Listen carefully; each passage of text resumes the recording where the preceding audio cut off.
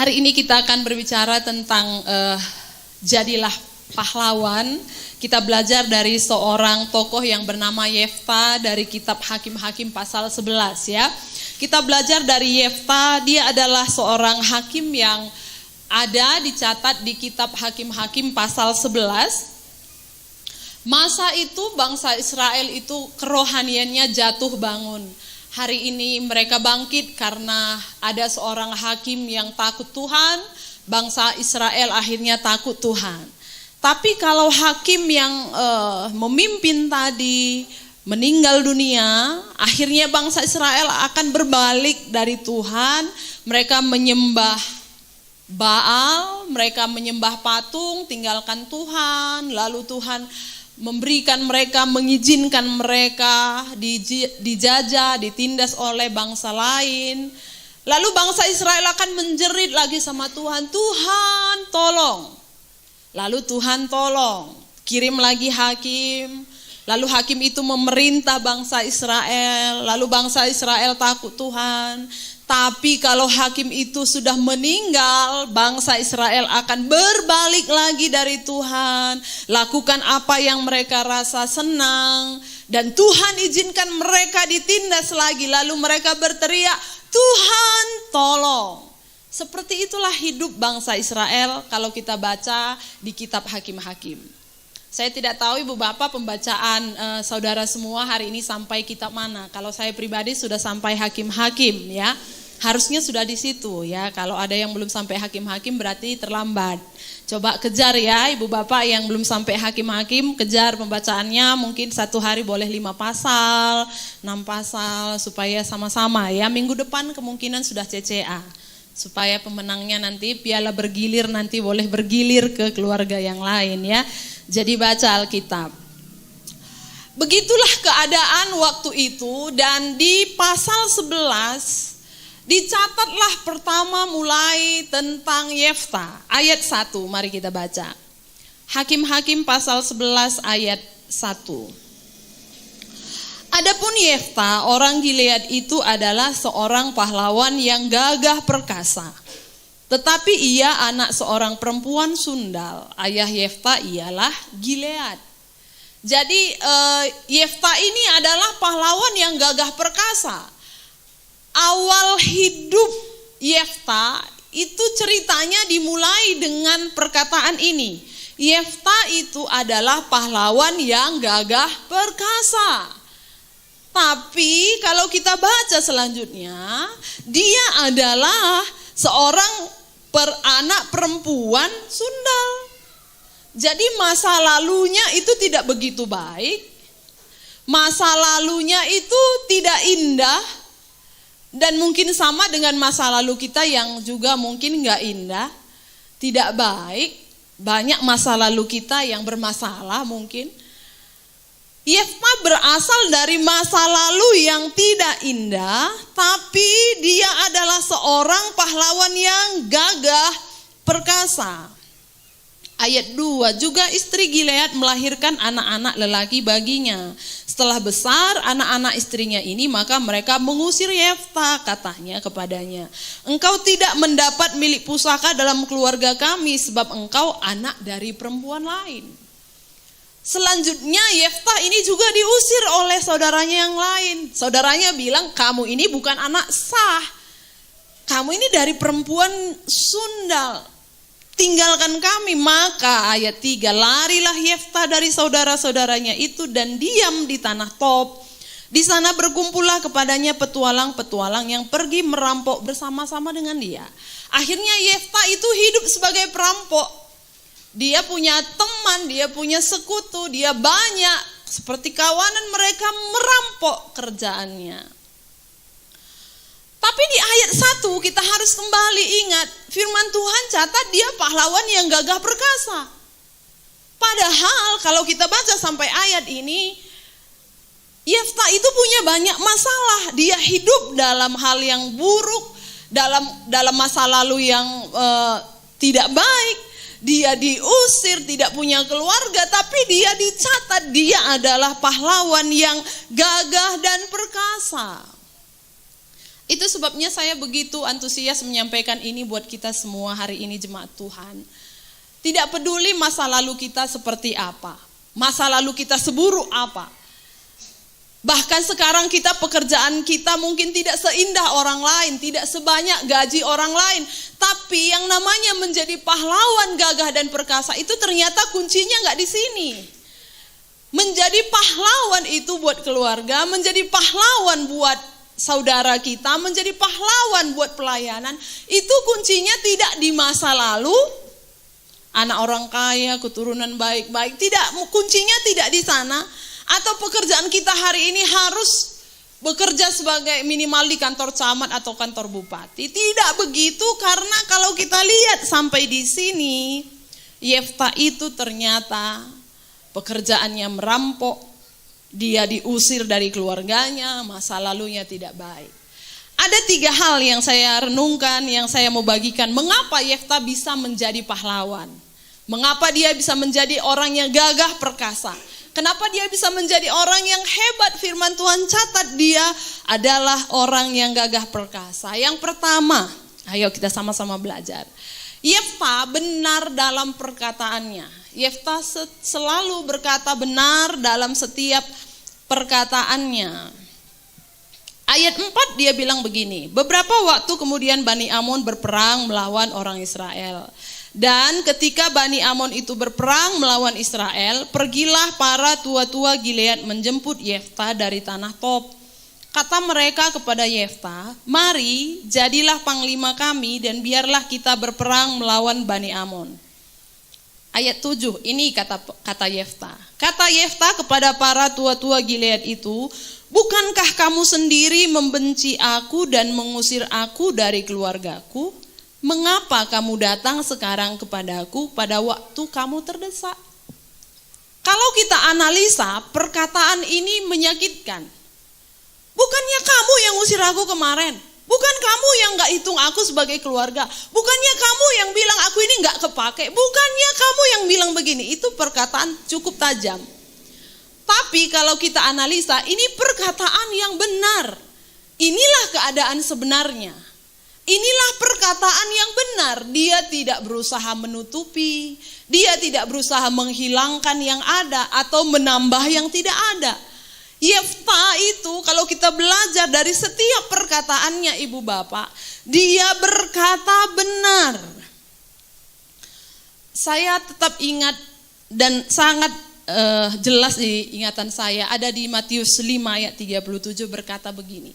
Jika ya, hendaklah kamu katakan ya. Jika tidak, hendaklah kamu katakan tidak. Jadi kita perlu belajar untuk berkata benar, walaupun situasi kita terdesak, walaupun kita terjepit. Berkatalah benar. Belajar memperkatakan perkataan yang benar. Saya pikir Yefta itu adalah orang yang sama dengan kita. Punya hati yang kalau bisa kecewa pasti kecewa. Kalau sudah diusir, itu tidak mudah bagi seseorang untuk pulang kembali ke rumah. Kamu bukan anak keluarga kami, pergi kamu. Lalu kemudian panggil lagi sini, tolong kami. Itu gak mudah, dia sama kayak kita. Tapi dia belajar selalu berkata benar. Apa yang benar itulah yang dikatakan, dan apa yang tidak benar jangan ditambahkan ke dalam perkataan. Amsal 17 ayat 27, orang yang berpengetahuan menahan perkataannya. Ibu bapak pernah gak kamu menahan perkataan? Pernah gak ada pengalaman begitu? Kita mau berbicara tapi akhirnya kita tahan. Pernah gak kamu pengalaman gitu? Mau marah tapi kamu ya anak gila kali, gak jadi kamu ngomong ya kan? Kenapa gitu? Pengetahuan ini menolong. Aku kalau ngomong gini salah ini. Itu orang berpengetahuan, menahan perkataannya. Tapi ada juga orang keceplosan. Lana ingat anak bengkila. Atau anak-anak tulang, gak ingat lagi tuh, pokoknya kalau udah mau ngomong. Itu biasanya pengetahuannya mungkin lagi nggak di situ atau mungkin kurang pengetahuan. Jadi orang yang berpengetahuan menahan. Jadi dia tahan. Dari mana datangnya pengetahuannya? Dari firman. Kembali firman.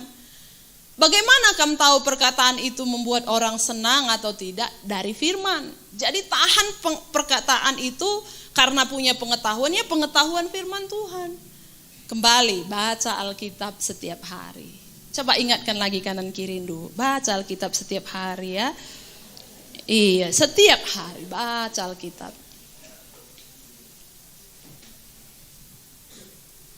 Jadi kalau hari ini ada yang udah lama gak baca Alkitab, harusnya hari ini sadar dan bertobat ya.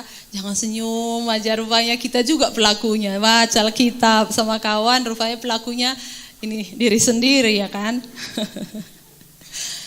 Ayo kita buka Efesus pasal 4 ayat 29. Efesus pasal 4 ayat 29, kita baca ayat ini bersama-sama ya. Baik, kita baca 1, 2, 3. Janganlah ada perkataan kotor keluar dari mulutmu, tetapi pakailah perkataan yang baik untuk membangun di mana perlu, supaya mereka yang mendengarnya beroleh kasih karunia. Jadi janganlah ada perkataan kotor keluar dari mulutmu. Saya gak pernah lagi dengar dari jemaat ini keluar perkataan kotor.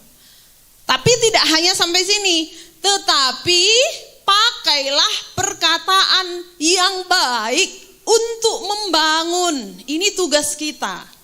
Jadi pakailah perkataan yang baik itu membangun. Supaya mereka yang mendengarnya beroleh kasih karunia. Ini dalam, Ibu Bapak. Saya harus belajar melatih perkataan saya yang benar dan baik, supaya kami yang mendengar dibangunkan dan beroleh kasih karunia.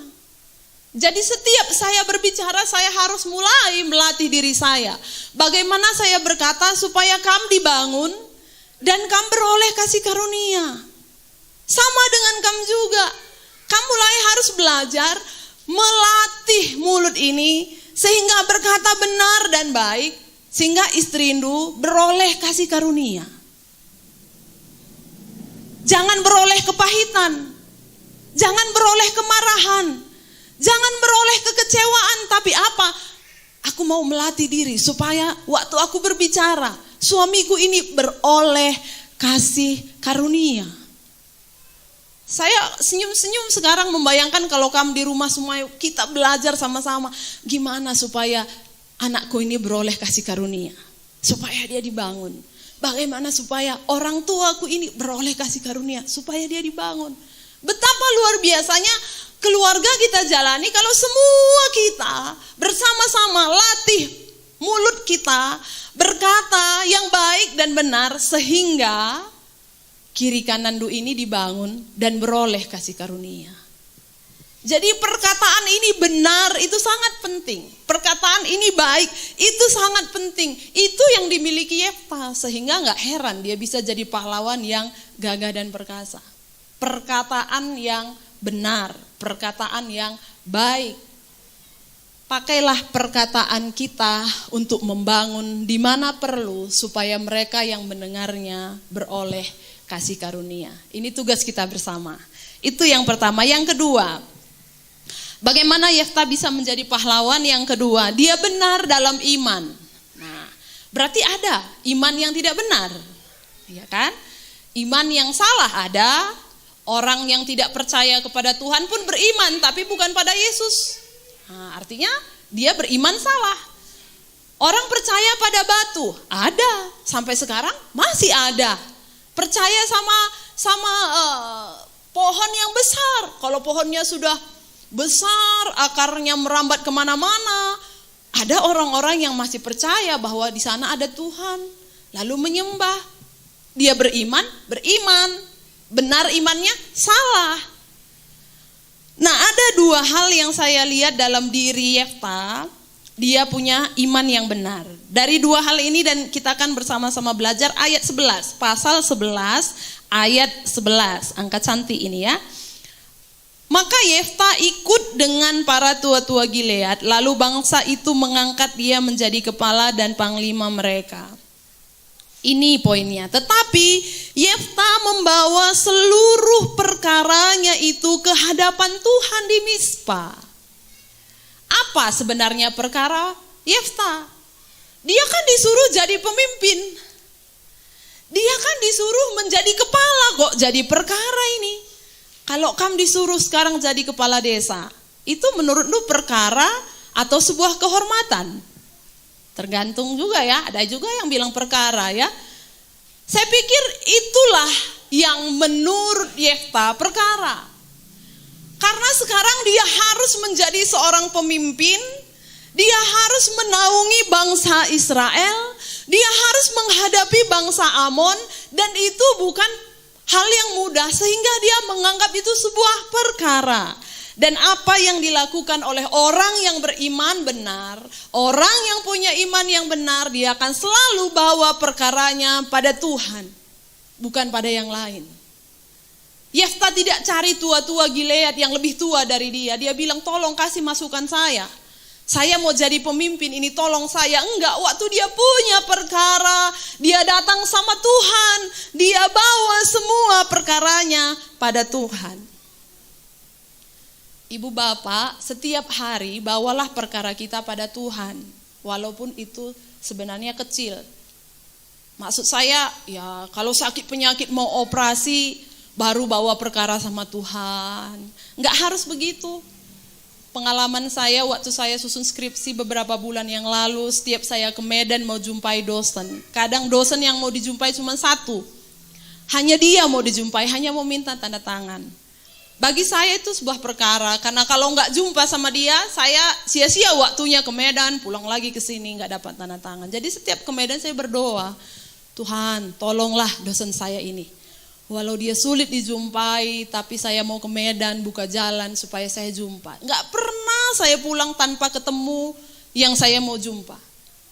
Dan saya merasa sebuah kesaksian karena teman saya bilang, kamu setiap ke Medan jumpa dosennya. Kalau saya sering sampai ratusan ribu ongkosnya habis. Karena dosen kadang, di sini aku, di Wisma Menteng.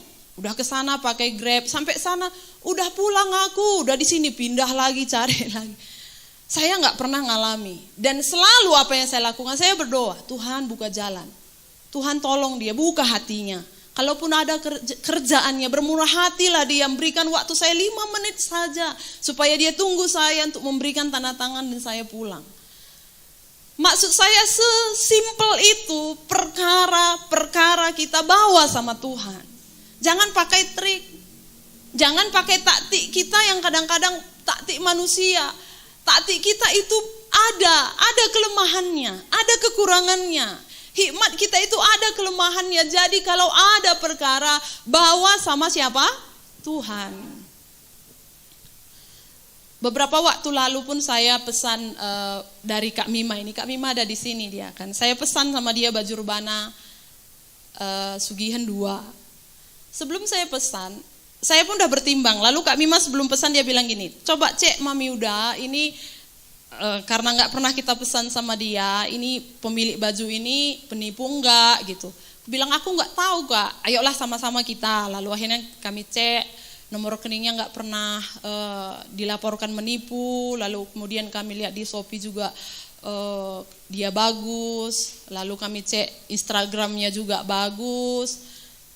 Tapi saya masih mengganjal di hati, gimana ya Tuhan, beli enggak? Kalau enggak saya beli, saya rasa ini bagus. Saya di sini tempah juga belum tentu nanti saya dapat begini, model pun saya enggak ngerti. Tapi kalau saya beli, kalau enggak betul, enggak dikirim gimana juga gitu. Apa yang saya lakukan? Saya berdoa, Ibu Bapak. Saya berdoa, Tuhan, saya mau pesan ini baju. Tolong Tuhan. Kalau memang saya pesan, buatlah hati saya lapang supaya saya bisa pesan baju ini. Akhirnya setelah saya berdoa, saya pesan. Saya kirim uangnya, saya transfer. Nah, setelah transfer uangnya ini terjadi, saya bilang sama Kak Mima, Kak, saya udah transfer.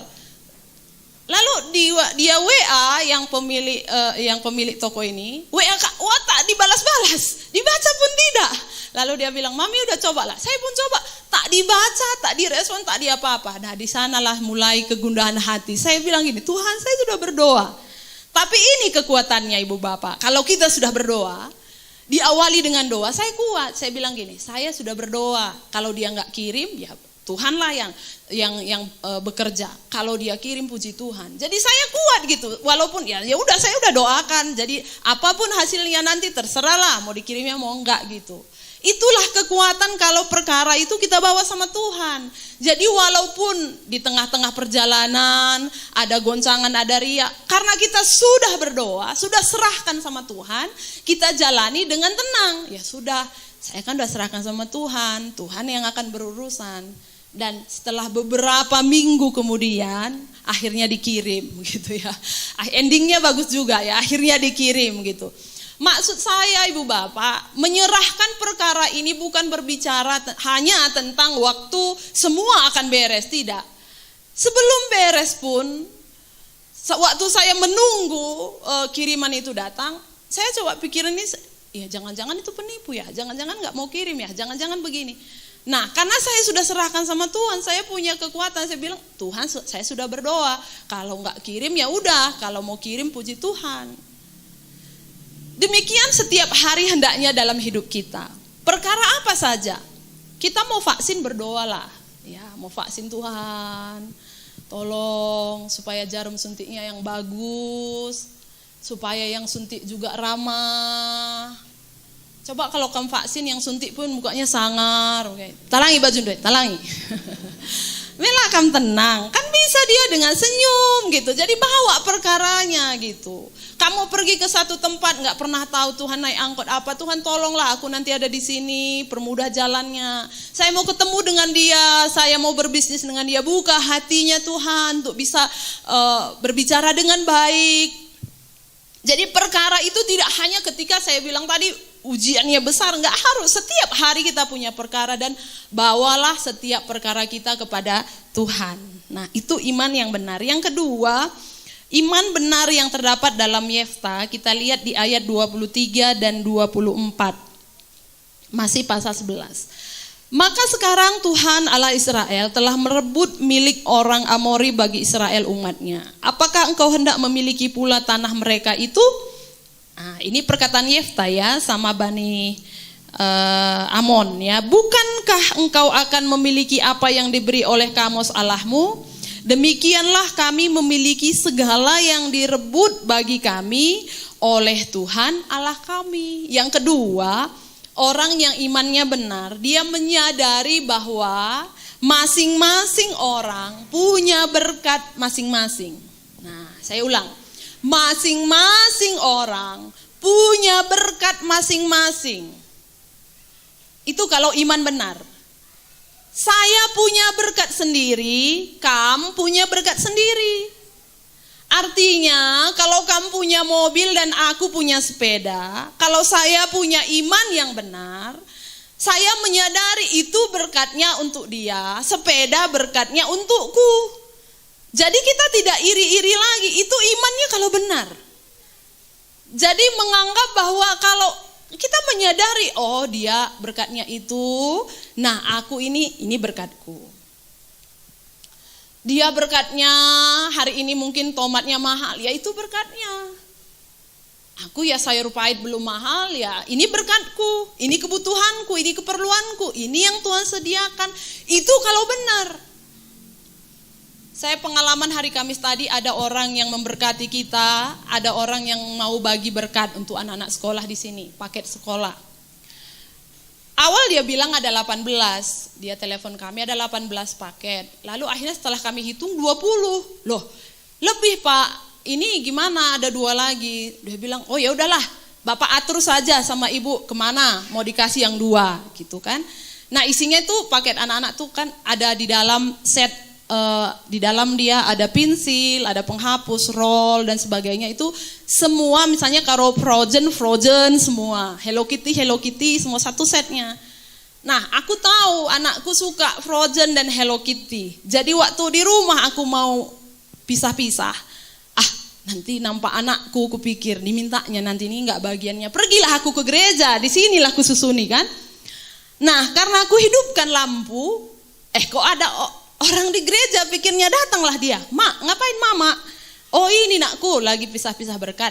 Pikirnya ada punyanya kan gitu. Dia tengok, ada untukku mak katanya. Enggak ada nakku. Diam dia.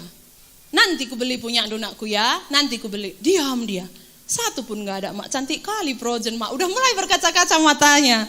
Di hatiku, ada kak 2 lagi sisa. Tapi berusaha aku.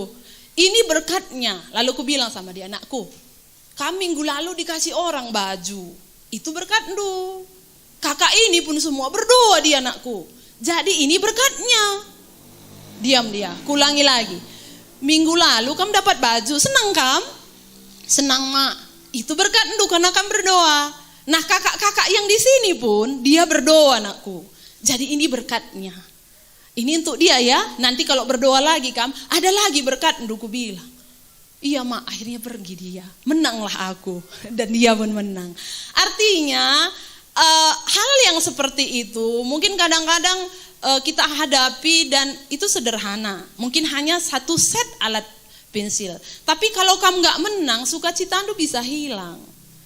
Kalau kamu gak menang, berarti iman kita bermasalah. Jadi kalau kita menang, semua kita di sini ya. Kalau kita lihat teman kita ada sesuatu hal, berkat-berkatnya berbeda dengan berkat kita, karena iman kita sudah benar, kita akan berasa itu berkatnya. Kalau Tuhan rasa aku pantas memilikinya, Tuhan kasih.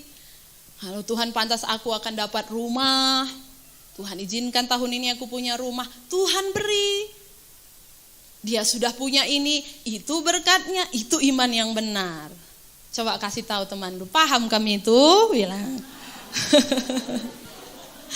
Iya, jadi ada berkat masing-masing kita ya. Ada berkat masing-masing kita. Saya punya berkat, kamu pun punya berkat. Lain-lain kita semua, ada berkat kita masing-masing.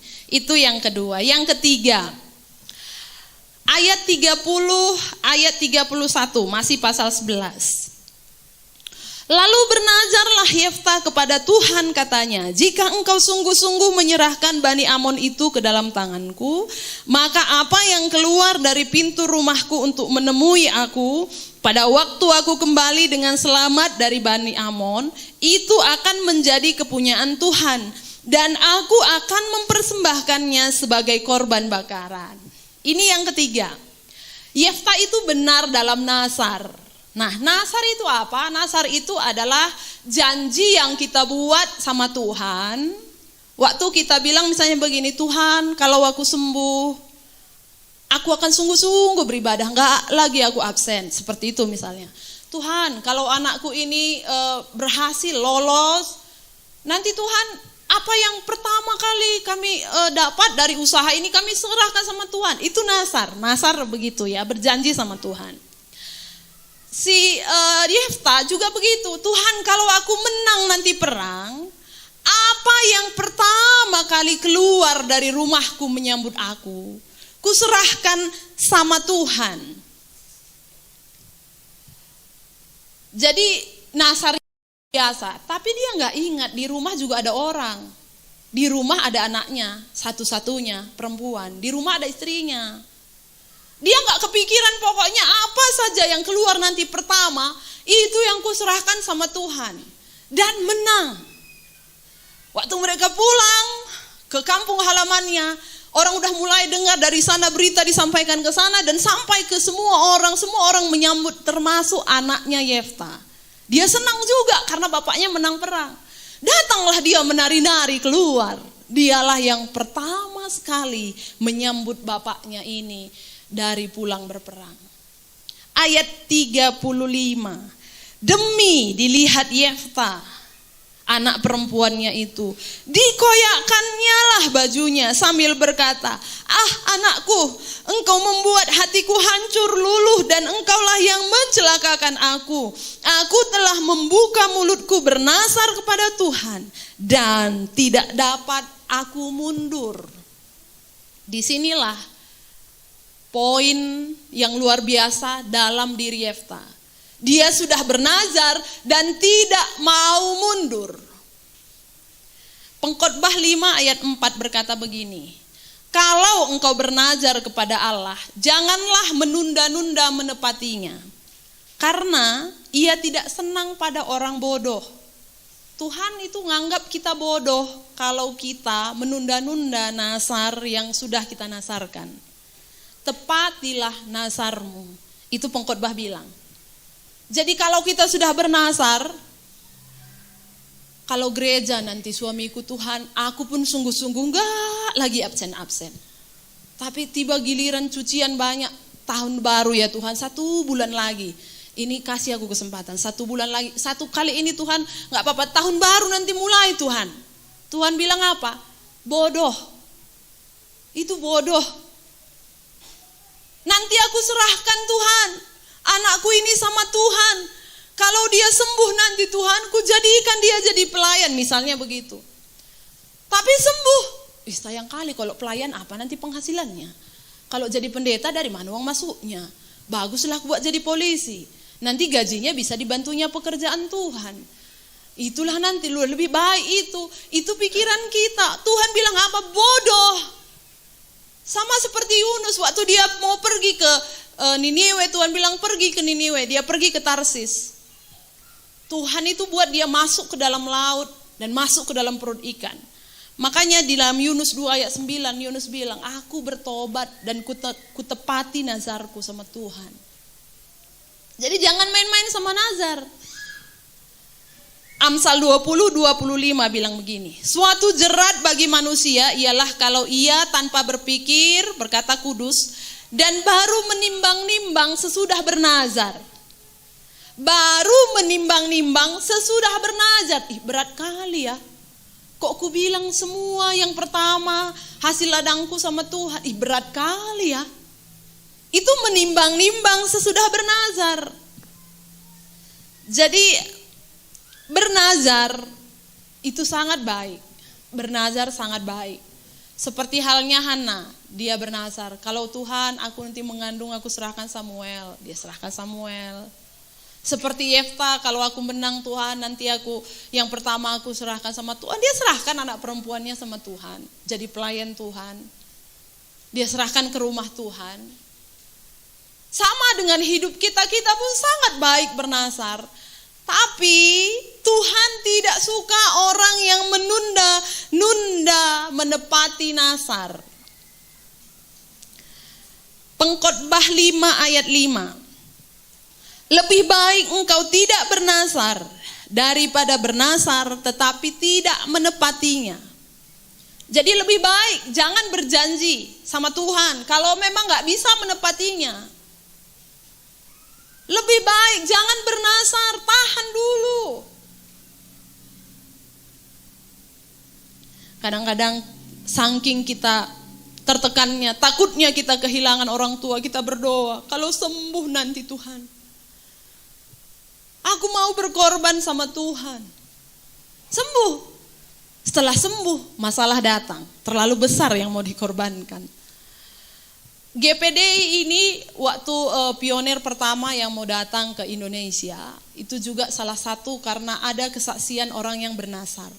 Ada seorang ibu yang sakit kanker mau berobat. Lalu ibu ini mau berobat, dia udah siapkan uangnya.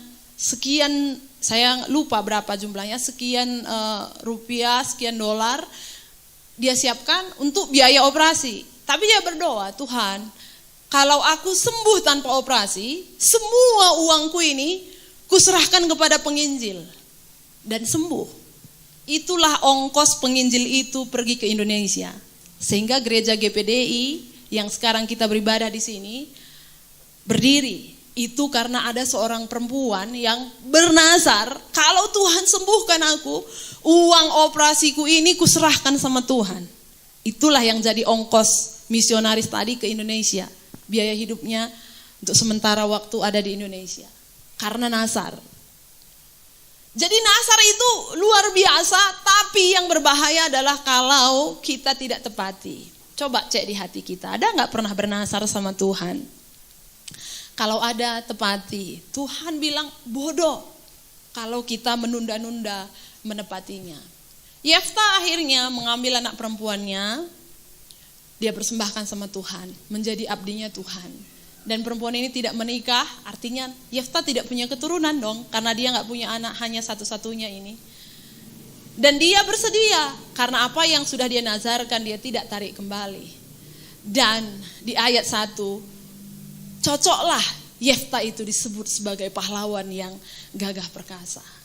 Dia benar dalam perkataannya, menuntun dia menjadi seorang pahlawan. Dia benar dalam iman menuntun dia dan menjadikan dia seorang pahlawan. Dia benar di dalam nazar yang menuntun dia dan menjadikan dia seorang pahlawan. Jadilah kita semua juga pahlawan-pahlawan di mana kita ada. Belajar menjaga perkataan kita, perkataan benar dan baik untuk membangun dan supaya orang lain beroleh kasih karunia. Belajar hidup dalam iman yang benar. Setiap hari bawa perkara kita sama Tuhan, bawa sama Tuhan, menyadari bahwa masing-masing kita punya berkat sendiri. Dan yang ketiga, tepatilah nazar kita. Benar dalam nazar, lakukan nazar kita, bayar nazar kita. Itu sangat berkenan di hadapan Tuhan.